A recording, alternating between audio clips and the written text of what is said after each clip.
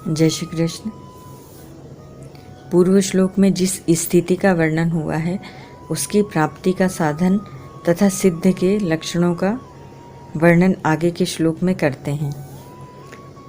न प्रहस्येत् प्रियं प्राप्य न द्विजेत् प्राप्य चाप्रियं स्थिर बुद्धिरसम्मूढो ब्रह्मविद् ब्रह्मणि स्थितः। अध्याय 5 श्लोक 20। व्याख्या। न प्रहस्येत् प्रियं प्राप्य न द्विजेत् प्राप्य चाप्रियम। शरीर, इंद्रियां, मन, बुद्धि, सिद्धांत, संप्रदाय, शास्त्र आदि के अनुकूल प्राणी, पदार्थ, घटना, परिस्थिति आदि की प्राप्ति होना ही प्रिय को प्राप्त होना है। शरीर, इंद्रियां, मन, बुद्धि, सिद्धांत, संप्रदाय, शास्त्र आदि के प्रतिकूल प्राणी, पदार्थ, घटना, परिस्थिति आदि की प्राप्ति होना ही अप्रिय को प्राप्त होना है। प्रिय और अप्रिय को प्राप्त होने पर भी साधक के अंतःकरण में हर्ष और शोक नहीं होने चाहिए। यहाँ प्रिय और अप्रिय की प्राप्ति का यह अर्थ नहीं है कि साधक के हृदय में अनुकूल या प्रतिकूल प्राणी पदार्थों के प्रति राग या द्वेष है। प्रत्युत यहाँ उन प्राणी पदार्थों की प्राप्ति के ज्ञान को ही प्रिय और अप्रिय की प्राप्ति कहा गया है। प्रिय या अप्रिय की प्राप्ति अथवा अप्राप्ति का ज्ञान होने में कोई दोष नहीं है।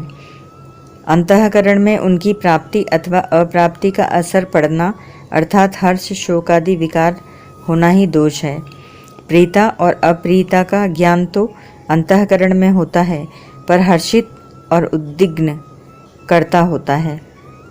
अहंकार से मोहित अंतःकरण वाला पुरुष प्रकृति के करणों द्वारा होने वाली क्रियाओं को लेकर मैं करता हूँ ऐसा मान लेता है तथा हर्षित और उद्विग्न होता रहता है।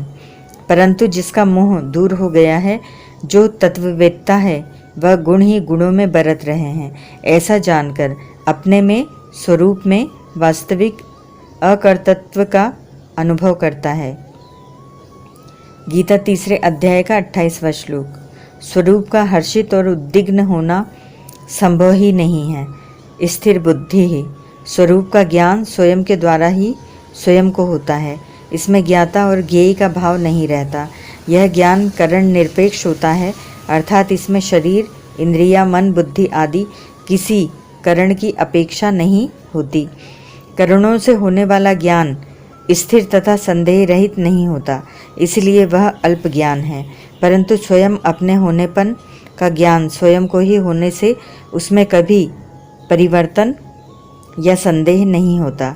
जिस महापुरुष को ऐसे करण निरपेक्ष ज्ञान का अनुभव हो गया है, उसकी कही जाने वाली बुद्धि में यह ज्ञान इतनी दृढ़ता से उतर आता है कि उसमें कभी विकल्प, संदेह, विपरीत भावना, असंभावना आदि होती ही नहीं। इसीलिए उसे स्थिर बुद्धि कहा गया है। असम्मूढ़ः, जो परमात्म तत्व सदा सर्वत्र विद्यमान है, उसका अनुभव न होना और जिसकी स्वतंत्र सत्ता नहीं है, उस उत्पत्ति विनाशशील संसार को सत्य मानना, ऐसी मूढ़ता साधारण मनुष्य में रहती है। इस मूढ़ता का जिसमें सर्वथा अभाव हो गया है, उसे ही यहाँ असम्मूढ़ः कहा गया है। ब्रह्मविद्, परमात्मा से अलग होकर परमात्मा का अनुभव नहीं होता।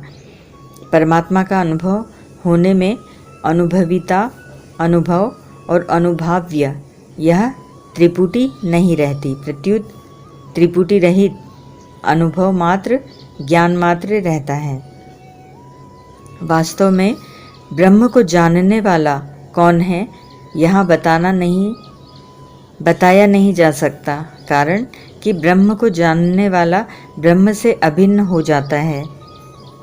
ब्रह्मवेद ब्रह्मेव भवति। मुंडक 3:2-9। ब्रह्मेव सन ब्रह्मप्येति। बृहदारण्यक 4:4-6। इसीलिए वह अपने को ब्रह्मविद मानता ही नहीं, अर्थात उसमें मैं ब्रह्म को जानता हूँ ऐसा अभिमान नहीं रहता।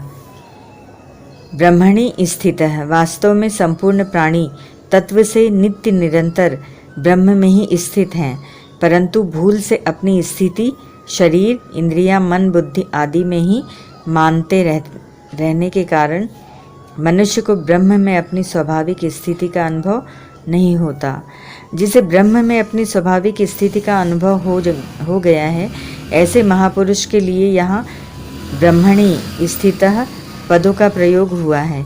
ऐसे महापुरुष को प्रत्येक परिस्थिति में नित्य निरंतर ब्रह्म में अपनी स्वाभाविक स्थिति का अनुभव होता रहता है।